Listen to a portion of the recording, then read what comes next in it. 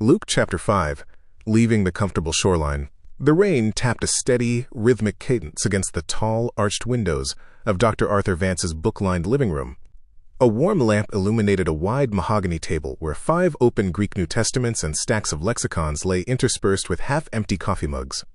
The eclectic group had settled into their chairs, the initial academic exhaustion of the week completely forgotten as they stared down at the text of Luke chapter 5. Dr. Vance adjusted his glasses, leaning forward with a patient, discerning smile that had guided decades of seminary students. "Let's start right at the water's edge in verse 5, Vance said, his voice echoing with a deep, unhurried resonance. When Jesus tells Simon to launch out into the deep after a completely empty, exhausting night of fishing, Simon's response in English sounds like a mild complaint to a teacher. But Luke uses the highly specific Greek word epistata. It's a term Luke uniquely utilizes for a boss, a functional manager over a technical task. Simon is basically saying, "Look, boss, you're the expert on theology, but we are the experts on these nets." But notice the sudden jarring pivot in verse 8 after the massive boat-sinking catch occurs. Simon doesn't call him epistata anymore. He falls flat on his knees in a pile of flopping fish and cries out, "Depart from me, for I am a sinful man, O Kyrie, Lord." In an instant, the miracle strips away the illusion of a mere human teacher. Simon isn't talking to a supervisor anymore. He is looking directly into the terrifying, raw presence of the living God, and it forces a profound, immediate confession of his own moral bankruptcy. Ethan, tracking the syntax with his finger across the page, leaned over the table with a sudden surge of academic energy. "And look at the mission Jesus hands him right after that panic," Ethan said, his analytical eyes scanning the lexical notes. In verse 10, standard English translations flatten the phrase to, "From now on you will catch men." But Luke purposefully chooses the rare compound military verb zōgreō. In classical Greek warfare, this explicitly meant to capture prisoners of war alive, preserving their lives rather than slaughtering them on the battlefield.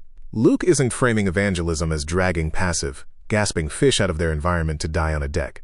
He's framing the world as an engulfing, chaotic sea of destruction, and the disciples' new career as a violent maritime rescue operation designed to snatch drowning people out of the dark and keep them alive. Rabbi Jonathan nodded slowly, his hand smoothing his beard as he anchored the narrative back into the ancient landscape. "That offensive rescue operation moves straight from the sea to the land in verse 12, Jonathan said, looking towards Sarah, who was listening intently.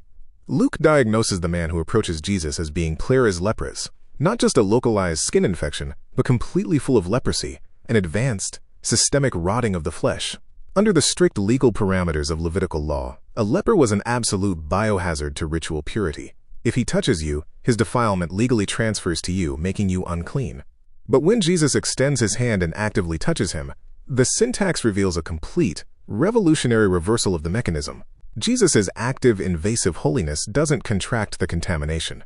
Instead, his somatic purity surges outward like an invading army, vacuum-sealing the wound and driving out the decay without compromising his own perfection. He orders the man straight to the priests as a direct, legal indictment against an establishment that could isolate disease but could never cure it. "But that institutional establishment doesn't stay isolated for long," Chloe interjected, her eyes tracking the sociological power shifts in the text. By verse 17, a formal, massive delegation of Pharisees and legal experts has traveled from every single village of Galilee, Judea, and even the capital city of Jerusalem to sit in high-status surveillance over Jesus. When the 4 men split open the roof, and Luke uses keramon, explicitly meaning wealthy, Greco-Roman terracotta tiles, translating the scene vividly for his urban audience, they lower the paralytic right into the center of the room.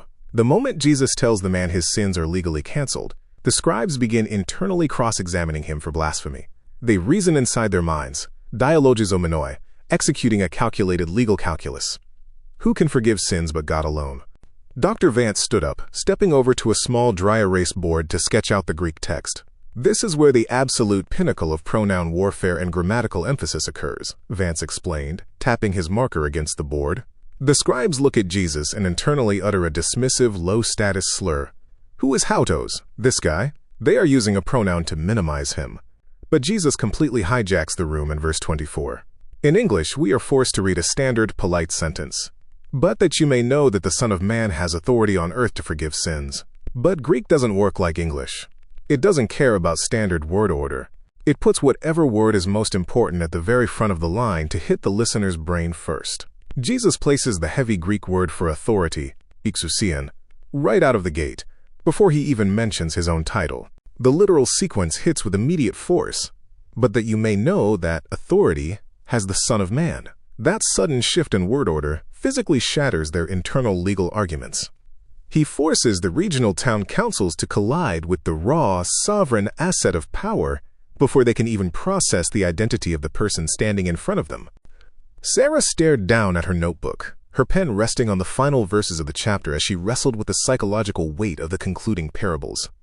It's amazing how that same authority demands an absolute, irreversible break from the past when he encounters Levi at the tax booth, Sarah said softly, looking around the circle. Levi walks away from a lucrative Roman contract using the participle katalipon.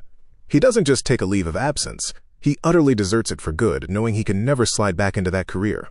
Yet when he throws a massive, scandalous feast for outcasts in verse 30, the religious gatekeepers complain to the disciples. Luke explicitly calls them kai oi grammatis auton, and their scribes. He uses that possessive pronoun to isolate them, drawing a clear line of distance for his readers. They belong to a closed, defensive institutional ecosystem that stands outside the volatile joy of the new covenant. Chloe nodded, leaning back in her chair. They can't handle the new wine or the new garment because the old system feels too safe. Exactly, Dr. Vance concluded, closing his Bible with a gentle, definitive thud that signaled the end of the session. Look at the final wordplay in verse 39. When the establishment claims that the old wine is better, Jesus uses the word Christos, which literally means mellow, smooth, or user-friendly. He isn't saying the old system is objectively superior. He is exposing the exact psychological profile of religious traditionalism.